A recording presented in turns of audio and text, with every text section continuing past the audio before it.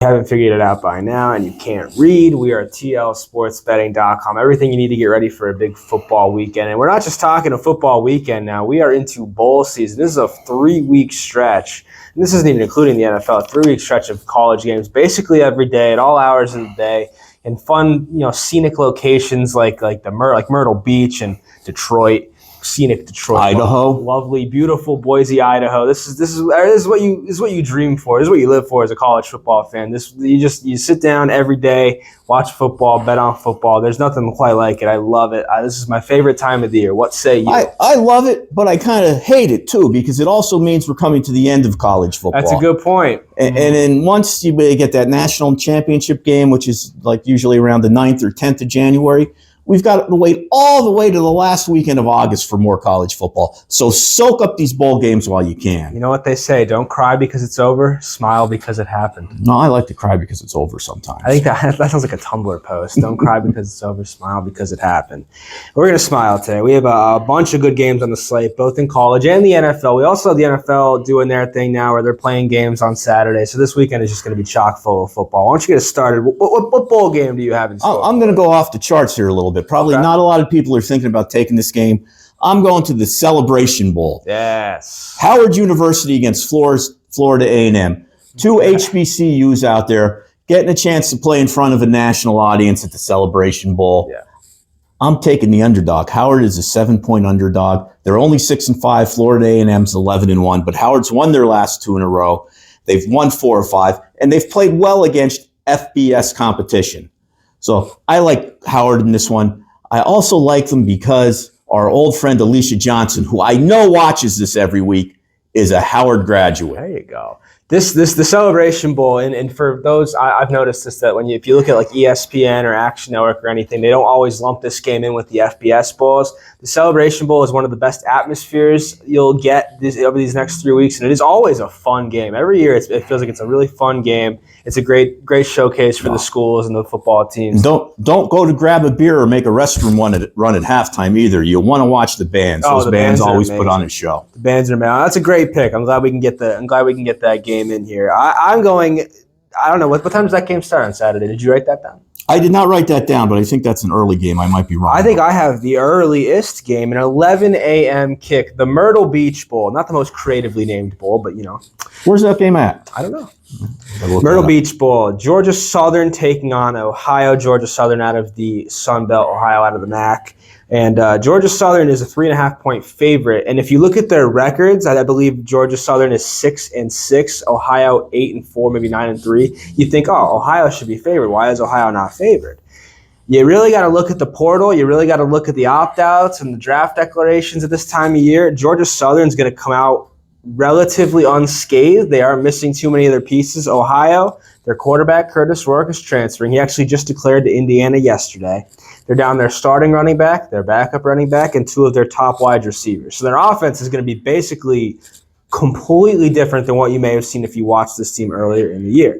Georgia Southern has lost 4 games in a row, so they're coming in on a skid for sure, but I think that ultimately will make them want to finish strong. That means they were 6-2 at one point, and they were beating up teams. The Sun Belt's tough. It's tough to win in that league. I'm not going to hold that against them. They got here. They got to bowl eligibility. I think they're going to finish strong, and I think that I think that they're going to want to finish strong. I think I had another point, and it just completely slipped out of my brain.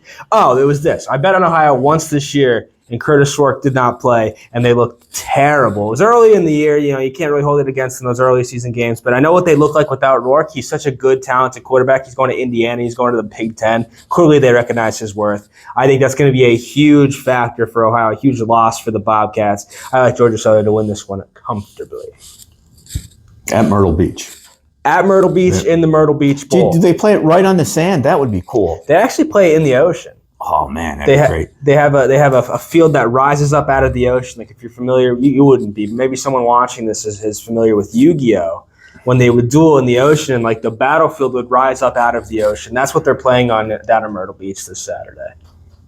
I'm as confused about Yu-Gi-Oh! As I am about that Linda Ronstadt girl that's running around with Travis Kelce. Linda Ronstadt? I thought it was Diana Ross. That's one of those singers. Okay. Moving right along. Moving on. Speaking of Travis Kelce, let's go to the NFL. Okay.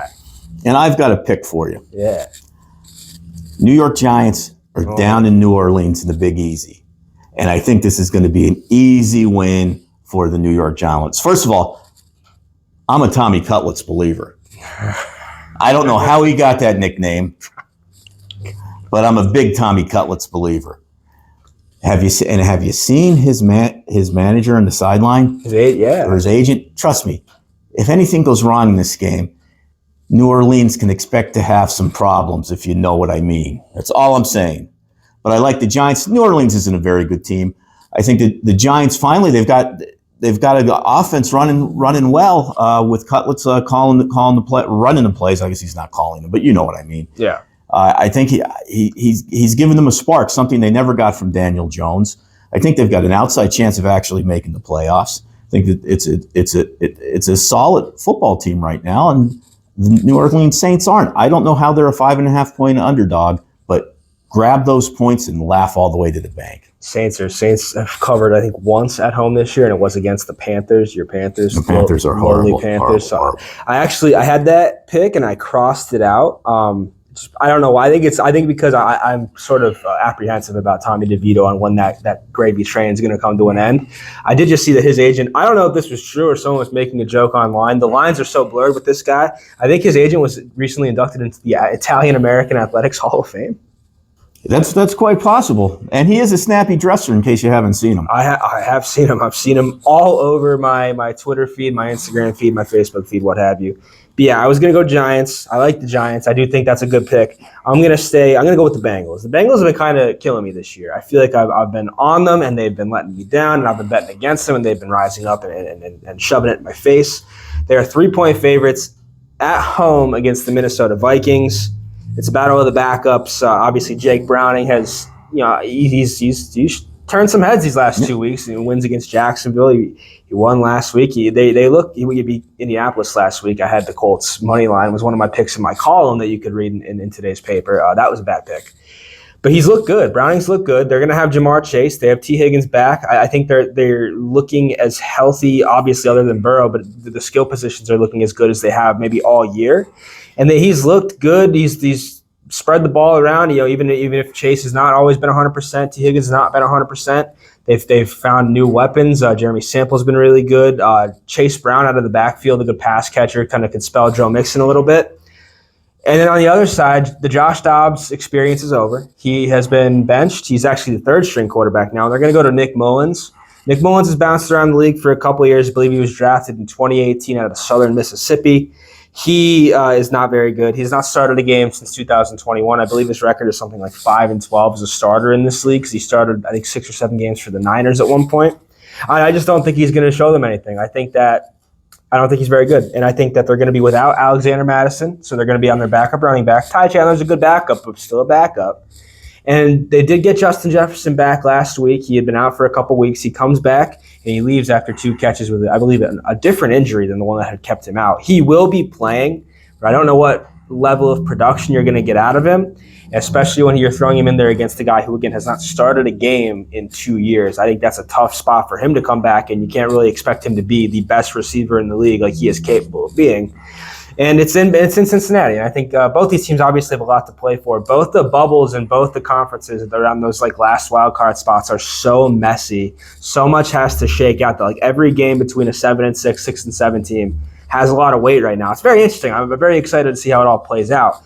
But I think Cincinnati is going to keep rolling. I think Cincinnati has found the recipe to keep winning games. I don't know how far it will take them.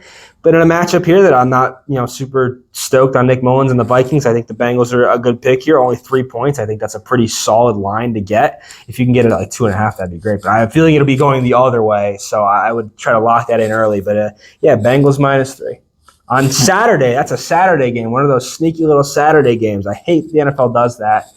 But what am I going to do? You got to have football 7 days a week.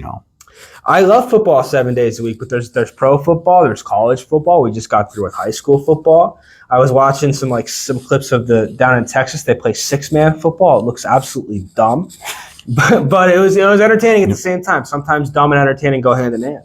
What about Australian rules football? Is that just soccer? No, I don't even know what the rules are, but it's an interesting game to watch. It's kind of like rugby. It's closer to rugby than soccer. pretty soon we'll have the USFL/XFL with they're merging. They're going to be the USXFL. I don't know if that should be their name. It's kind of a cool name. So we're going to have football 7 days a week no matter what. The NFL does not need to encroach. They already did that. They did the Black Friday game. There's always great college football on Black Friday, and I was a little unhappy with that, especially since one of the teams playing on that day was the Jets. They're tough to watch, even though they looked pretty good last week. Didn't feel like going with them this week though. They have the Dolphins. That's a tough draw. Yeah, well, this is a bonus pick. I don't know what the line is. The Jets aren't going to be in that ball game. Okay, it's 8.5, I believe. Right. Dolphins 8.5. Okay, yeah, little bonus pick, guys. We're getting ready for the holidays. Little Christmas present for you. And again, you can get all the Christmas presents you need. Not at any store, not at any, not on Amazon or any of the places online. You can get them all here at tlsportsbetting.com. Everything you need for this weekend, for the next weekend, and the next weekend, and the next weekend. Picks, predictions, insight, analysis. Everything you need for a successful and fun football betting experience. So go there as soon as you click out of this video and check out my column that was in today's Times Leader. You can get 2 additional picks, 1 more bowl pick and 1 more NFL pick. So you head on, you grab your paper, go to your local Turkey Hill or something, grab a paper and get 2 more picks, even more action, even more bang for your buck. Thank you all as always for tuning in, and we'll see you next time.